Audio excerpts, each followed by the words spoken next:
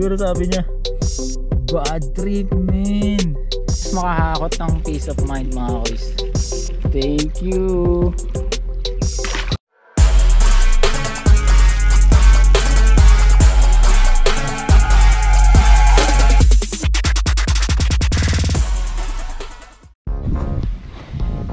You are my sunshine, my only sunshine. Singerist! Yun o, ang sigla ng sikat ng araw at ang ganda ng kalangitan, ang presko din ng hangin. So mga koys, kumusta? Balita, happy ba ang lahat? So ngayon sa session na to, hindi tayo magiging choosy kung anong mahuli natin dito sa ilog nila na yan. Kung anong mahuli natin dyan, mapamaliit o mapamalaki, ay ika-count natin as the catch of the day. Kaya ano pang hinihintay natin? Samahan nyo akong mag-hunt at sabay-sabay nating i-absorb ang good vibes at positivity mula sa kalikasan. Tara, let's go! Mga koys, may susubukan tayong maliit na lure. So dahil mahangin ngayon at mababaw yung spot ko, tatry ako ng mino kasi ayokong sumabit dun sa ilalim So ito, isang maliit na mino. Ang liit lang talaga niya, tapos ang gaan. Yan lang halos kasing laki lang ng handle liit ko Tapos meron lang dalawang maliit na treble hooks. Ayan. So try natin kung makahuli tong mino na to. Dito lang tayo, gilid-gilid lang muna. Yan ang ating first cast, mga koys. Yan. So pag tama sa tubig, i-retrieve na natin kasi mababaw lang naman yung spot Yan. So para lang siyang isdang lumalangoy doon sa ilalim. Kaya mabilis lang ang retrieve natin ito, hindi kamukha ng mga nakajiged na medyo matagal. Hintayin lang natin may humabol ba. Ganda ng panahon, ang daming nagbabike, ang daming padaan-daan sa paligid ba, kaya nakakaano rin nakaka-conscious din mag ba, anong itsura natin.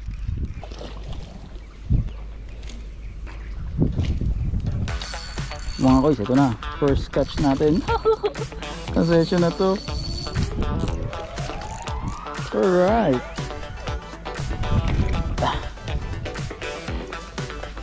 Ayan nahuli natin sa minaw. Kaya sabi ko pag treble, sureball yan, hindi na matanggal yan ba. Ayan tagatanggalin ko muna So ayan mga koys, ito ang ating first fish, isang perch. Bali ang ganda ng kulay niya, may mga stripe na black, ganoon din olive green din yung kulay niya, tapos may mga stripe na black, tapos yung kanyang mga fins ay ma-orange na ma-red. Tapos ito, yung kanyang dorsal fin, may mga barbs yan. Halos lahat yan may barbs. Kaya pag yan na touch nyo na ganun, masakit talaga yan. Pero wala siyang ngipin. Magaspang lang yung bibig niya. Pero isa siyang predator fish.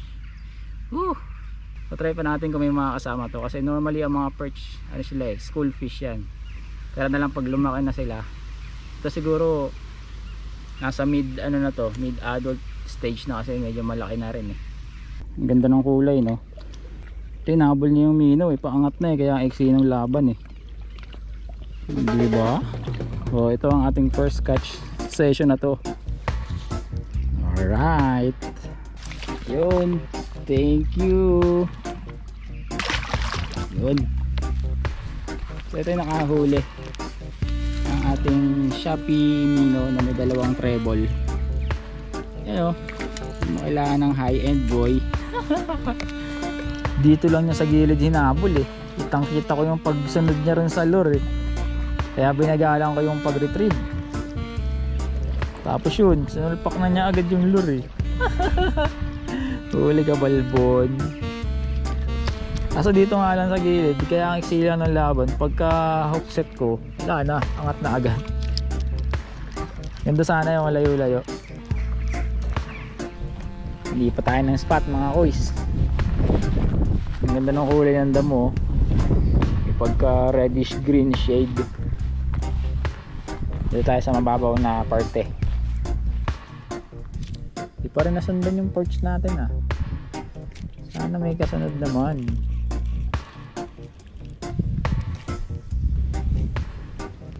Sinusundan ng mga carp yung minaw natin. Siguro na-curious sila. Ano kaya palang ilangoy na yun? Kanina pa yan ah. Loko kayo. Pag kayo sumabit dito sa minaw ko, wala. Ilaland ko rin kayo. Sige. Sinusundan nila eh. Pag talaga kayo nakachambahan ng hook nyan, masaway kayo ah.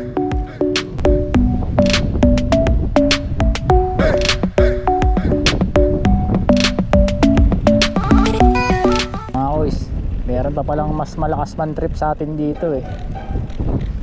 Kala ko ako na yung malakas mang trip dito eh. Eto si ano, si Mr. Shaggy. Ayun oh. Hey.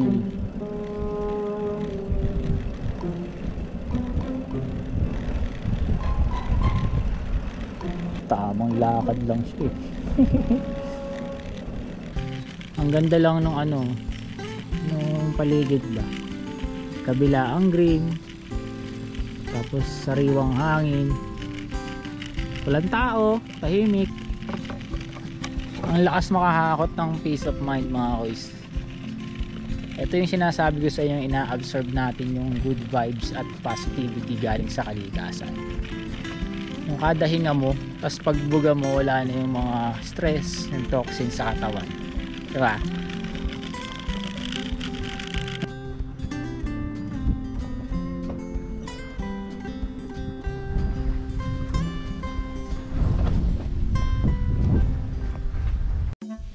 Mga kuys, may nakita tayong kakaibang creature dito.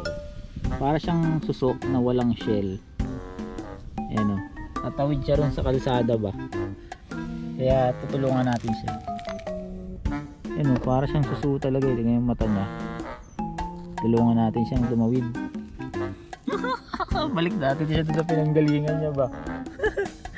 Siguro sabi niya, bad trip man, 3 oras na ako tumatawid para makapunta doon sa kabila. Hindi, joke lang, balik na. Tulungan natin siya makatawid na doon sa other side of the road. Kasi masagasaan po siya mga nagbabike eh. Sabi siguro niya, 3 oras na ako. 3 oras na ako tumatawid doon eh. Tapos babalik mo na ako sa pinanggalingan ko. Ay, Jordan. Yo mga kuys, bumalik na tayo dito sa ating mothership no, dahil maya maya lang ay maglalayag na tayong muli upang simulan na naman ng isa na namang panibagong linggo. Kaya salamat sa pagsama sa akin sa session na to. Hindi man tayo nakarami pero at least hindi tayo na zero, di ba?